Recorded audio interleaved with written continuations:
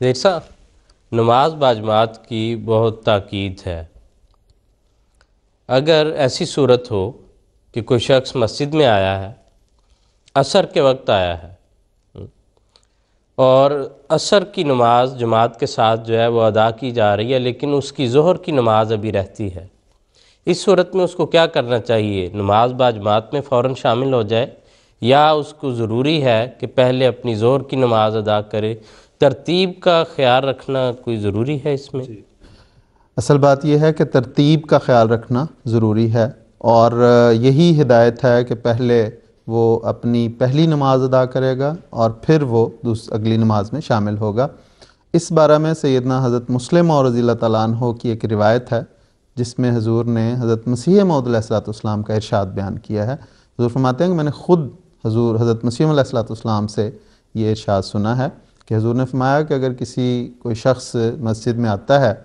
اور اس کی اگر ظہر کی نماز رہتی ہے اور عصر کی نماز باجماعت ہو رہی ہے تو وہ پہلے ظہر کی نماز ادا کرے گا، پھر عصر کی نماز میں شامل ہوگا۔ اسی طرح اگر وہ عشاء کے وقت آتا ہے اور اس کی مغرب کی نماز ابھی رہتی ہے تو پہلے وہ مغرب کی نماز ادا کرے گا، پھر وہ عشاء کی باجماعت نماز میں شامل ہوگا۔ لیکن اس کی ایک تیسری صورت بھی ہے کہ مثال کے طور پہ نمازیں جمع ہوتی ہیں اور کسی وجہ سے، تو ایک شخص آتا ہے اور ظہر کے وقت مثال کے طور پہ ظہر اور عصر جمع ہو رہی ہوتی ہیں، تو وہ آتا ہے تو وہ یہی سمجھتا ہے کہ شاید ظہر کی نماز ہو رہی ہے اور اس میں وہ شامل ہو جاتا ہے، حالانکہ وہ عصر کی نماز ہو رہی ہوتی ہے۔